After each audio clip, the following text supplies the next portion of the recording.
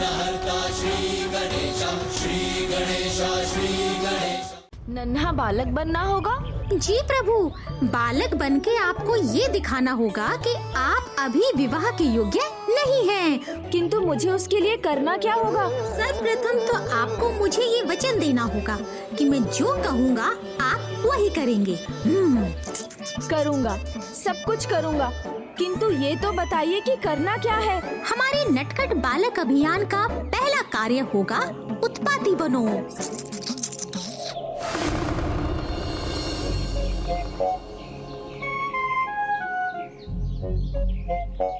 यदि तभी के पलोल पुष्प एकत्रित हो गए नंदी दी तो हम लोग तले।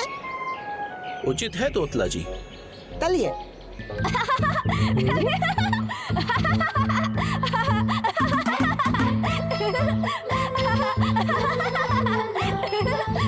नंदी दी, ये तुम बालत है?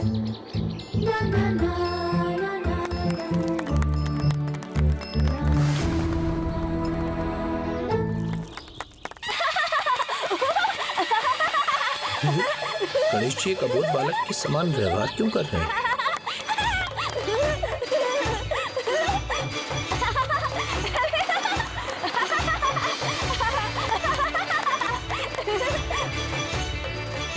स्वामी, गणेश का बाल स्वभाव कितना मनोहर है ना?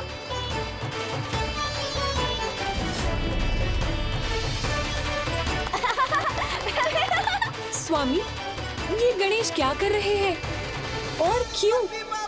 क्या है इसका कारण? प्रभु, ये कैसी नवीन लीला है आपकी?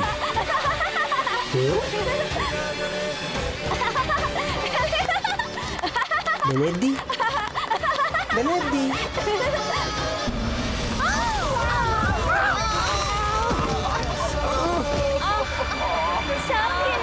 सब गिर गए। नंदी दी, ये तो प्रभु था तो पलिया थे क्या? नहीं तोतला जी, गणेश जी ने ऐसा प्रयास कभी नहीं किया। आनंद आया, बहुत आनंद आया। ये बता दीजिए कि आप शिशु बनकर क्यों चल रहे हैं? क्या ये नवीन व्यायाम आपको त्रिदेवों ने सुझाया है? उचित है, यदि आप नहीं बताना चाहते तो मत बताइए। किंतु हमें अनुमति दीजिए, माता हमारी प्रतीक्षा कर रही होंगी। प्रतीक्षा? हाँ। लुकी। अरे, जी को क्या हो गया? ये ऐसे क्यों कर रहे हैं? ले लीजिए नंदी जी। धन्यवाद प्रभु, धन्यवाद। प्रभु प्रभु प्रभु, आप रहने दीजिए प्रभु। आप संसार की सहायता की चिंता कीजिए, फल और पुष्प तो हम ले ही जाएंगे। आज्ञा दीजिए प्रभु। चलो अपने सामानों को शीघ्र उठाओ। चलो शीघ्र चलते हैं यहाँ से। चलो यहाँ से।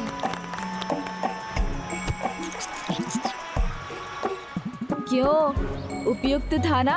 हाँ प्रभु, किंतु आप रुकिए मत, अभी कार्य संपन्न नहीं, मात्र आरंभ हुआ है। अभी तो सबको ये विश्वास दिलाना है कि आप मात्र एक बालक ही हैं। नटखट बनो अभियान कार्य 2।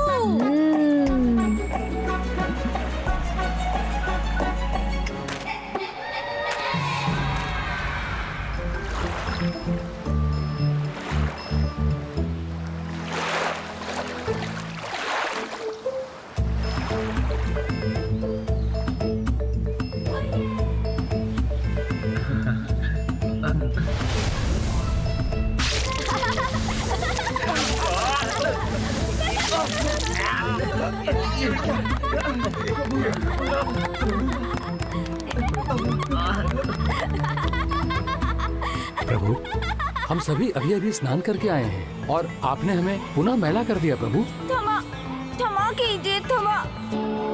यदि प्रथम पूज्य गणेश जी ने ऐसा किया है तो इसमें अवश्य उनकी कोई लीला होगी। उचित है प्रभु।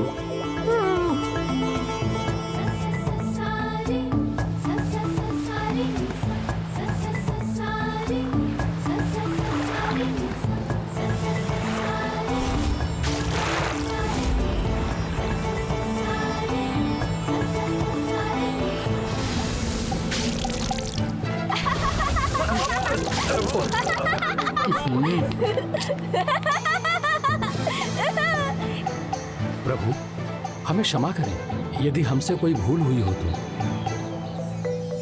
नहीं, क्षमा तले, अब नहीं करूंगा। ये गणेश जी की कोई लीला है या आज हम सभी को सताने का कोई नया नटखट उपाय सोचा है?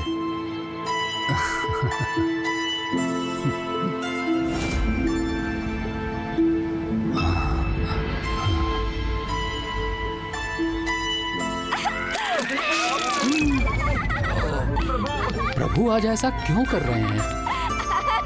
प्रभु मेरी योजना, मेरी सुझाव सफल हो रही है। अब तीसरे कार्य का समय है।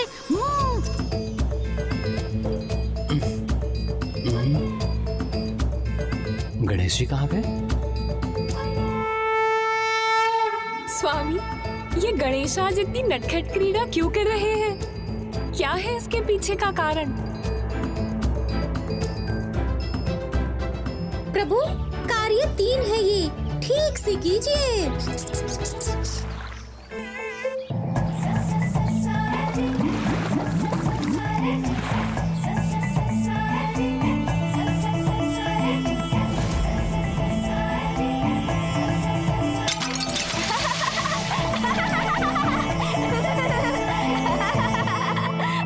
किसने फेंका ये कंकड़?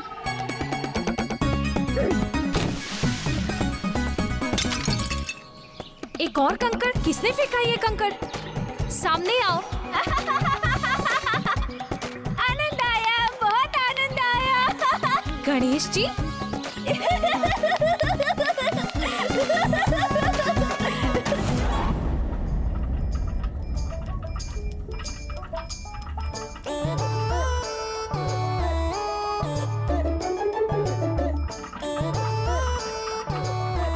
अब कार्य 4 प्रभु।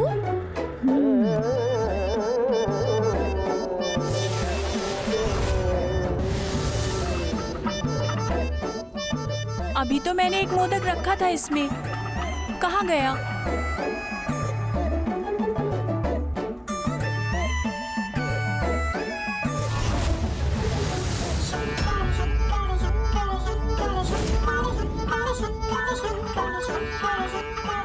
यहाँ तो कोई नहीं है, तो कदाचित मेरा ही भ्रम होगा।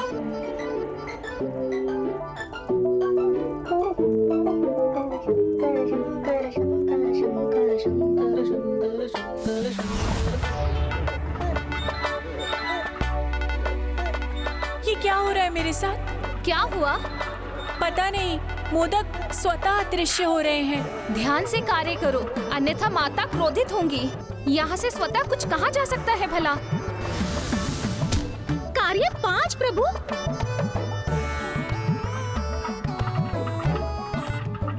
अरे, मेरा कलछुल कहाँ गया? नहीं मिला तो खीर जल जाएगी। कार्य 6 प्रभु। अरे, मेरा माखन कहाँ गया? यही तो था, क्षण भर में कहाँ गया? कौन है? कौन है हमारे साथ जो क्रीड़ा कर रहा है? कौन हमें सता रहा है?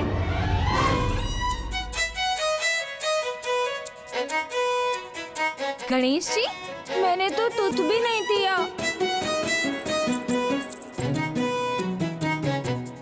बड़े अचंभे की बात है, जगत को सभी संकटों से बचाने वाले विघ्नहर्ता गणेश जी हमें कठिनाइयों में डाल रहे हैं, और वो भी तब जब कुछ ही दिनों में उनका विवाह होने वाला है। विवाह वही तो नहीं करना है मुझे। आज गणेश को हुआ क्या है? अपनी अटखेलियों से तो आज इन्होंने संपूर्ण कैलाश में सभी को ही अचंभित कर दिया है। नंदी जी, अब तो कुछ करना ही होगा, उन्हें रोकना होगा। रोकना होगा इन्हें। रोकना होगा इन्हें। नंदी दी, दीदी धनेदी, ये सभी तो जैसे मेरी प्रतीक्षा में ही खड़े हैं।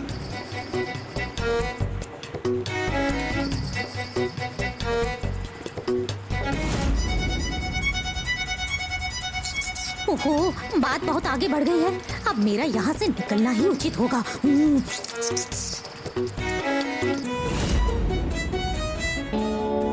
मूषक जी भी अदृश्य हो गए। आप तो मेरे साथ खेलने आयो, तो चलो खेलते हैं। खेलो ना, खेलो ना। धनेदी, आप मिली भांति क्यों बोल रहे? आपकी बाती नहीं बोल रहा हूँ तोतला दी। मैं तो वैसे बोल रहा हूँ, जैसे धोते बत्ते तो बोला था ये। मैं भी तो धोता हूँ ना। धनेदी, आप तो पलियात मुझे नहीं पता नाला है। देखिए ना नंदी दी, ये मुझे दांत लगे हैं। नंदी दे दिया ना प्रभु, मेरा पलियात तल रहा है।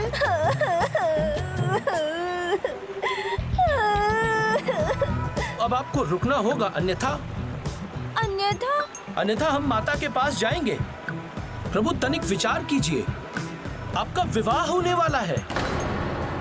विवाह वही तो होने से रोकना है। हाँ, हम माता थे, आपके तितायत तलते आते हैं। तुम्हारी तोतला दी। तोतला जी, तितायत नहीं, अब तो माता जी के पास लेते ही जाएंगे। हाँ, इन्हें लेकर चलते हैं। माता के पास लेकर चलते हैं, चलो।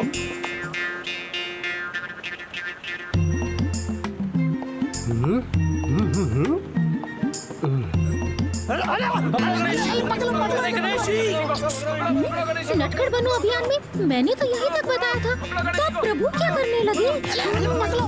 पकड़ो इन्हें, अरे नंदी दे, पकड़ो ये इन्हें, पकड़ो।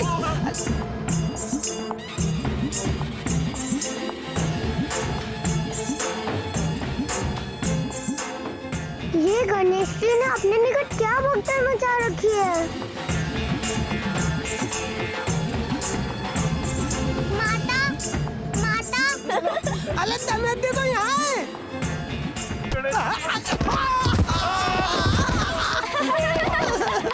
धनेदी तो पकड़ो। चलो बात है। अरे उधर से।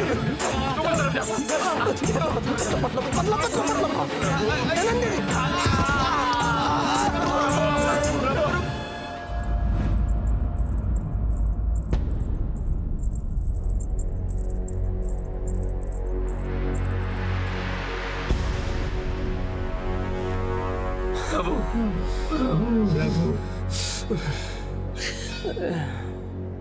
आपने बहुत थका दिया गणेश जी।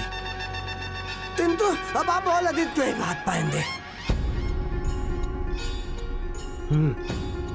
ये कैसी क्रीड़ा कर रहे हैं आप? और गणेश को ऐसे क्यों पकड़ रखा है?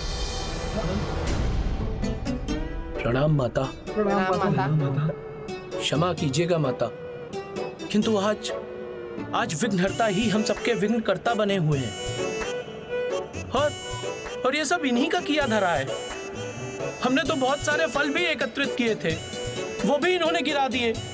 और माता, मुझे तो मेरी बात बोलते तिला रहे थे। मेरी तो खीर भी जलवा दी इन्होंने। और मोदक बने नहीं, ये छुपके से चट कर गए। और माखन के साथ भी यही किया था इन्होंने।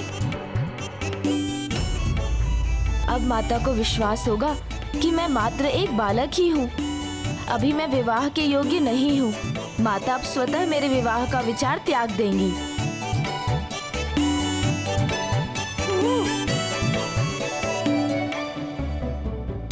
बालक ही तो है, थोड़ी शरारत ही तो कर रहा था, तो कोई बात नहीं। बालक हूँ, यही तो दिखाला था। माता दीदी, ये पहले मेरी बातें बोलने वाले, आपकी भांति नहीं तोतला जी, मैं तो सबको ये स्मरण कराना चाहता था कि मैं मात्र एक बालक हूँ। स्मरण करा रहे थे, किंतु क्यों पुत्र? हमें तो क्या था तुम बालक हो। तो माँ, आप इस अबोध बालक का विवाह क्यों करवाना चाहती हैं? तुम्हारा विवाह? गणेश का विवाह? गणेश का विवाह? और अभी? हाँ माँ, मेरा विवाह। तुम्हारा विवाह होने वाला है, ये किसने कहा तुमसे? नंदी जी ने। इसलिए तो मैं जता रहा था कि मैं अभी विवाह योग्य नहीं हुआ। कहीं मुझसे तो कोई भूल नहीं हुई जिसके कारण ये उत्पात हुआ? शीघ्र अपने पुत्र के लिए उचित कन्या ढूंढनी होगी हमें। नहीं गणेश, नंदी जी को तो अधूरा ही सत्य ज्ञात है अपने पुत्र के विवाह की चिंता अवश्य है हमें, किंतु तुम्हारी नहीं पुत्र कार्तिकेय की। भैया का विवाह? हाँ पुत्र, तुम्हारे भ्राता का विवाह।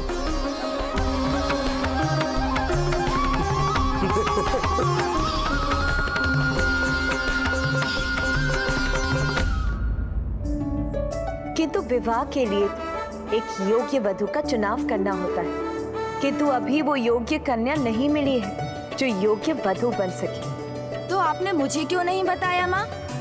कन्या तो मैं ढूंढ लाऊंगा, इसमें तो बहुत आनंद आएगा। किंतु आपने तो अभी दिखाया ना कि आप एक बालक हैं, फिर कन्या कैसे ढूंढेंगे? लो, पुनः आरंभ कर दिया इन्होंने बड़ों की भांति कार्य करना। ये कार्य कठिन अवश्य है, किंतु मुझे पूर्ण विश्वास है कार्तिकेय के लिए उचित कन्या मिल ही जाएगी। आप चिंता ना करें प्रभु, हमें ज्ञात है कि देवी पार्वती को इस चुनाव की चिंता करने की आवश्यकता नहीं। मैं स्वयं ही उनके पास जाकर उनकी उलझन मिटा दूंगी। अब आप सभी अपने कार्य कीजिए, गणेश अब आपको नहीं सताएगा। प्रणाम माता।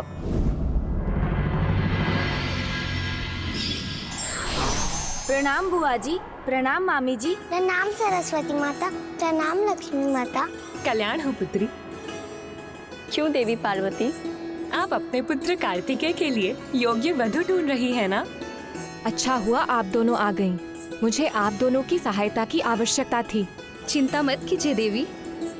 देवी लक्ष्मी ने तो कार्तिकेय के विवाह के लिए योग्य कन्या ढूंढ भी ली है। योग्य कन्या ढूंढ भी ली है? हाँ देवी पार्वती, श्री हरि नारायण की पुत्रियां, श्री हरि नारायण की पुत्रियां, जिन्हें स्वयं पुत्र कार्तिकेय ने अर्धांगिनी के रूप में स्वीकार करने का वचन दिया था। पुत्र कार्तिकेय ने वचन दिया था, किंतु कब? मामी जी, आपने कन्याओं का उल्लेख किया, तो क्या भैया कार्तिकेय की एक से अधिक अर्धांगिनी होंगी? हाँ पुत्र, कार्तिकेय जब प्रभु महादेव के गुरु रूप में उन्हें प्रणव शब्द का ज्ञान दे रहे थे, तब उस अलौकिक दृश्य को देखकर प्रभु श्री नारायण भावुक हो उठे और उनके नेत्रों से आनंद के अश्रु बह गए।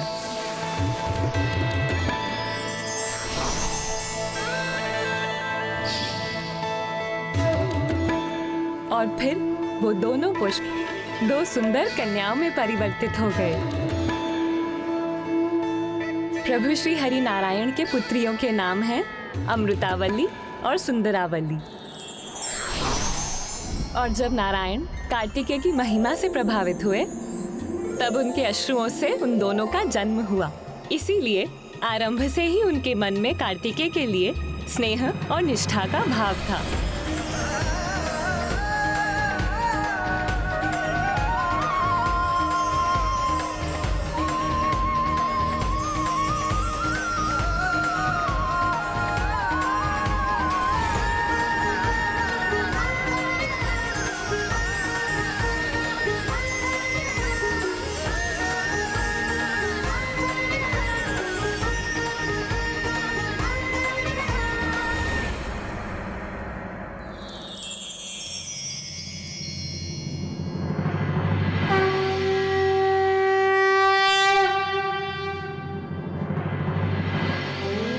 कार्तिकेय की महिमा से प्रभावित होकर वो दोनों कन्याएं उनके लिए तपस्या करने लगी।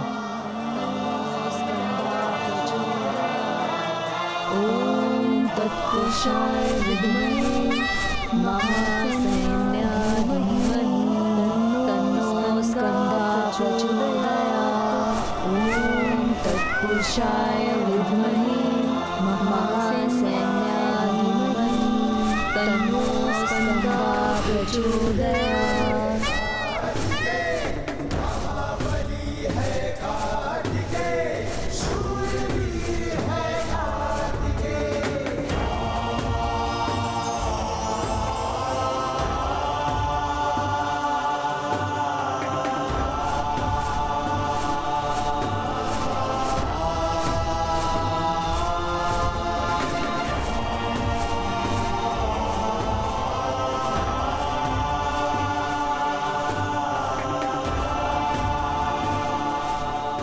प्रणाम प्रभु।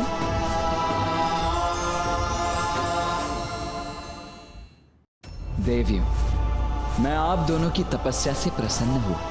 कहिए, क्या प्राप्त करना है आप दोनों को? प्रभु, हम दोनों बहनें प्रभु श्री हरि नारायण की पुत्रियां हैं। आपके भव्य दर्शन से ही हम दोनों का जन्म हुआ है प्रभु, और आपकी सेवा करना ही हमारे जीवन का उद्देश्य है। हम दोनों से विवाह करके हमें धन्य कीजिए।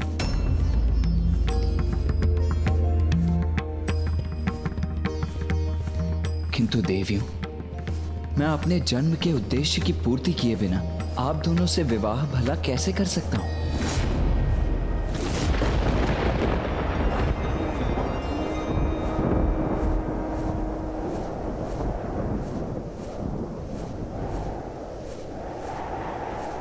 किंतु प्रभु, हमारे जन्म के साथ ही आपके प्रति निस्वार्थ प्रेम की भावना हमारे हृदय में उत्पन्न हो चुकी है।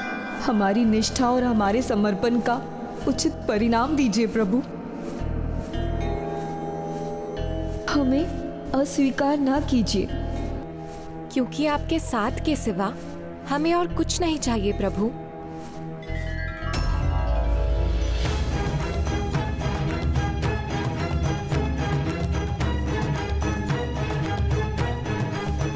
देखिए देवियों, मेरी संपूर्ण निष्ठा मेरे कर्तव्य के प्रति ही है, अर्थात दक्षिण के अत्याचारी आतंकी असुरों से सभी को मुक्त कराना। और जब तक मैं उसकी पूर्ति ना कर लूं, तब तक यदि मैं आप दोनों से विवाह कर भी लूं, तो भी आप दोनों पर ध्यान नहीं दे पाऊंगा। इसीलिए अभी आप दोनों से मेरा विवाह करना आपके और मेरे दोनों के कर्तव्यों के लिए अन्याय होगा।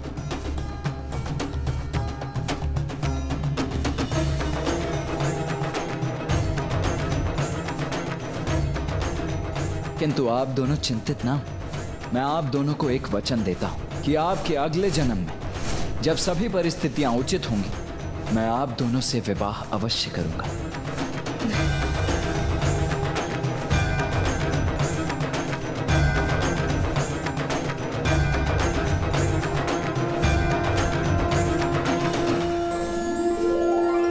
हमारे लिए इतना ही पर्याप्त है प्रभु, हम आपकी प्रतीक्षा करेंगे।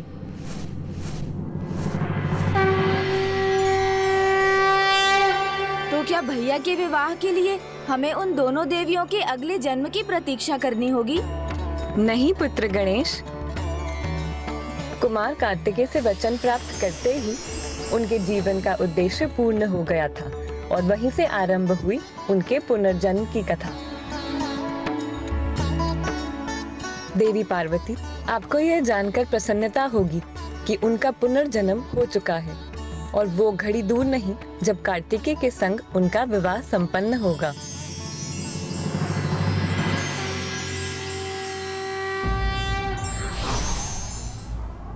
पूर्ण जानकारी के बिना किए गए कार्य से भ्रम उत्पन्न होता है, जो कि अनेक कठिन परिस्थितियों का कारक होता है।